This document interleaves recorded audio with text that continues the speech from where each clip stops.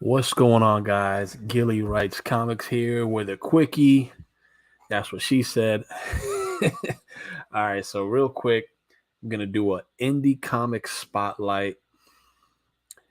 Sometimes you gotta be the change you want to see, and I'm gonna do my part in sharing just a few indie comic campaigns that dropped onto my radar. I had made a tweet last week, and I'll just share that tweet with you guys right here just so you see. Here we go. All right, if you guys can see right here. All right, so Gilly writes Galactic Rodents of Mayhem. That's me at Gilbert Del Trez. Trying to be positive on Twitter. I know there's a lot of toxicity, so I just kind of want to bring some positive vibes to the Twitter sphere, to the Bluebird app, and what better way than sharing some indie comics that you probably haven't seen. I'm going to try to do a lot more of these little spotlight videos. I'll try to do some with creators and just kind of see what kind of motivated them to create their stories, and just see how the channel responds to that. I'm still trying to find my footing, still trying to, develop my audience. And so let's see what we get. So this is what I tweeted. I said, looking for some new underground comics to spotlight and help get them backers. I'll be doing a short video over the weekend. Any cool new indie comic campaigns out there, anything neat in demand, send me your links. So again, I'm a little late. Couldn't have done it over the weekend. Crazy busy in my world. I got two little kids, a 4-year-old and a 1-year-old, and then I work at a bustling high school. So it just gets really hard throughout the day when you get home and then just trying to find a time for some of this stuff. But I do have some time now, and I'm just going to share the links that I've sent. So here I use a nice picture of Dark Raider from Galactic Rodents of Mayhem. He's our main protagonist. He's an ultimate badass, and definitely has some layers to him. But I just love that art, right? It looks cool. So what kind of cool way to show a call of action than just have like a cool image of one of my own creator-owned characters. So here we go. We have our first entry here. It's called Mary Boys, Beef Heads. The boys are back. So it definitely looks interesting. It's a really cool looking indie pulpy type story. It looks like it might be a little like on the comedy side of things. I believe they're from the UK. So it definitely looks cool. If you're already caught by the art style, and just look at what it's very controversial already, right? Very edgy, right? Hard pounding this way, right? If this calls to you, definitely check it out. Mary Boys Beef Heads. See if it's something that you might want to take a look at. Then we also have this one called Ngolo Diaspora. Sorry if I'm saying it wrong. Ngolo Diaspora issue number 2. This looks pretty cool. It's got 11 days to go, so it's probably still funding, but set a pretty ambitious goal. For you guys who are crowdfunding, or maybe you're just thinking about crowdfunding and you don't have a big audience, it's always hard to get your stuff out there. Try to set your price points at a way where you could kind of meet your goal. I know a good, nice round figure is 100 backers. If you're able to get it, maybe 80 something backers, 75 backers. But if you're able to get to 100 backers, it's a good chance. You could fund if you just set your price points the right way. And I think this particular campaign, I believe some of their price points, I don't think it was helping them in reaching their goal. So you always want to have a nice balance, something, maybe like 10, 15, 20, 25, and 40, 35, that kind of thing, going up. And then, of course, some big ones if you can. I was going to say that's what she said. I got to stop, right? Oh, I love The Office. Forgive me. So I was going to say that sometimes adding like a really nice hefty reward at the end, maybe something around the $100 mark, $200 mark, original art kind of thing. Just kind of figure what you're offering and make sure it's not hurting you, and it could fit within your margins, and try to list there. Even adding add-ons as well also helps. But this looks cool. It's looks like African martial arts comic. Very cool, very interesting, and I definitely love martial arts. I'm a sucker for martial arts movies, films, TV shows.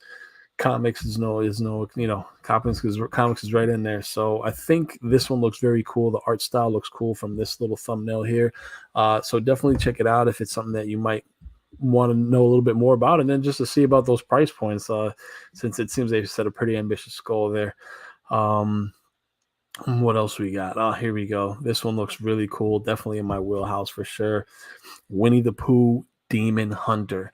I know Winnie the Pooh fell into the public domain. There's a lot of freedom you can have, a lot of fun you can have with the Winnie the Pooh namesake, because again, Winnie the Pooh is a popular name. A lot of people just know the name Winnie the Pooh. It's a very popular name, and it's a very popular franchise. And Disney's made them super famous. I know it's based on a book. So we have Winnie the Pooh, the Demon Hunter. Christopher St. Robin and Winnie the Pooh hunt to keep the 100-acre woods clean in this 70-page graphic novel. So it's a nice 70-page graphic novel, and it definitely looks interesting. I'm not sure if they're close to funding their goal, but again, if this calls out to you in any kind of way, maybe give an indie comic some support, because indie comics do need you, and they are in the underground, and they're showing that we also have different stories to tell that you won't find on mainstream level, but again, you will find some cool and creative stuff.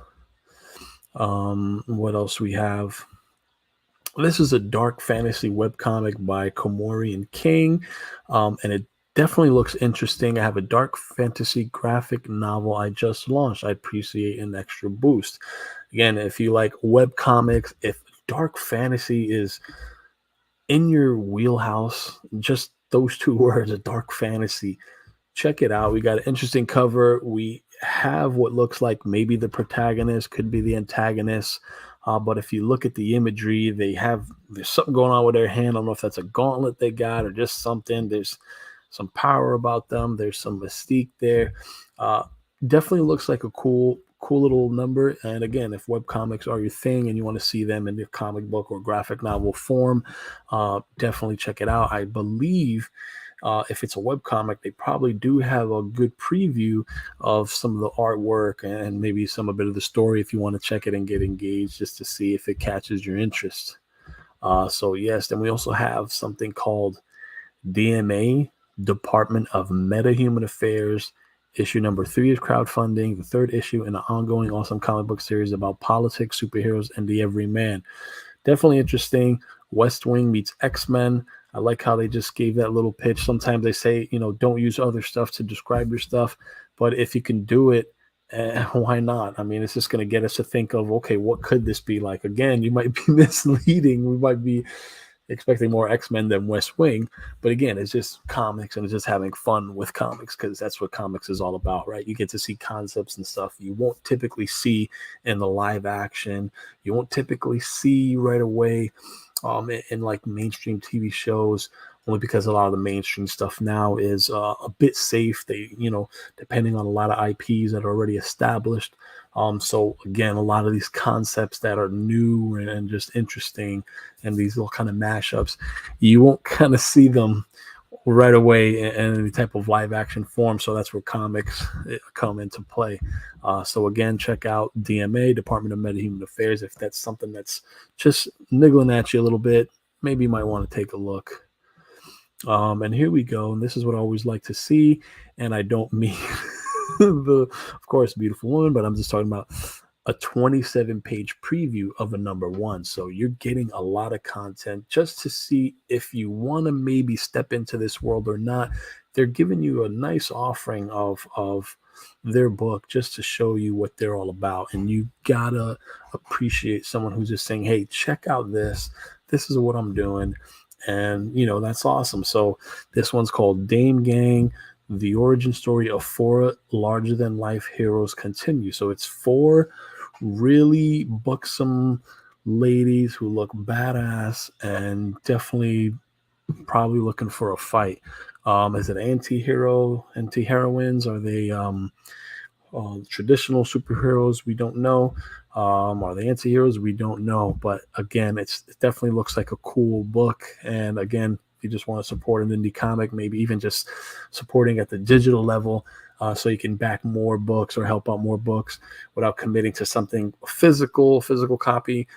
Commit to a physical copy, definitely, if you are interested in that book, just to have something tangible of something that you helped made reality. So that's pretty cool. And then we also have this book right now. It's called Crypt Caffeinated Chaos, a D&D adventure story, a modern fantasy adventure based on a D&D campaign. And I believe D&D is Dungeons and Dragons. I hope I'm right, unless it's a play on another D&D. But again, it looks pretty cool. The artwork looks pretty cool. Crit Caffeinated Chaos. I mean, you can't go wrong with chaos. Who doesn't love chaos, right? And here we go. This is a cool one. This one again. Here we go back to karate. Bigfoot Knows Karate, Chapter 2, Born Under a Bad Sign. Again, Bigfoot and karate. I mean, that seems interesting. How the heck did Bigfoot learn karate?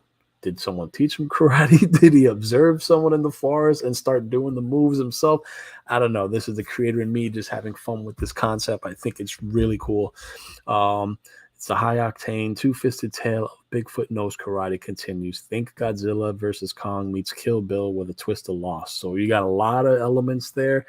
How this person brings it out, we only know if you're back. But that's definitely a cool one. You might want to take a look at that. And then this one also looks really cool. We're back into a dark fantasy. If those keywords are something that just gets you excited when you hear it. We have a cool book here. It's called Violent Dawn Exile. Again, dark fantasy graphic novel, a beautifully illustrated dark fantasy graphic novel written by New York Times bestselling author Alexander Freed. It sounds cool. It looks cool. And it got a bestselling author attached to it. Okay, that's great. Violent Dawn, if it's something that's calling your attention, maybe you might want to check it out. You can't go wrong with a dark fantasy. And here we go. Show additional reply. Okay, let's see the offensive campaign we got here. What do we got here? Outlaw Knights. Sounds really cool. Probably just don't know why that was worded that way. Again, here, this one looks pretty cool. Cyrus Lawson finds himself caught up in the underworld of the 31st century. So it's really far out into the future. I think that's really cool. And if it's hard sci-fi or not, but it definitely sounds interesting. Can he adapt to the pirate's life? Will he survive? Not without you. I like that. Definitely looks cool. Outlaw Knights, Genesis of a Renegade, Part 2. Again, everything sounds really cool. Let's hope they meet their goal. It sounds interesting. This is something that you might want to check out. Check it out. Because, again, pirate's life ain't for everybody. But, so those are the little indie gems here that I was spotlighting on people who replied to my tweet. As I said before, I'm going to make it my business to feature a lot of indie creators, whether they're known, whether they're unknown, whether they're like me, trying to break in. It's going to be a cool way to just showcase a lot of different stories out there. And if you like comics, I suggest supporting them because, again, we can't do it without you. Indie comics can't do it without you. Anyways, guys, until next time, this is Gilly Writes Comics. Peace.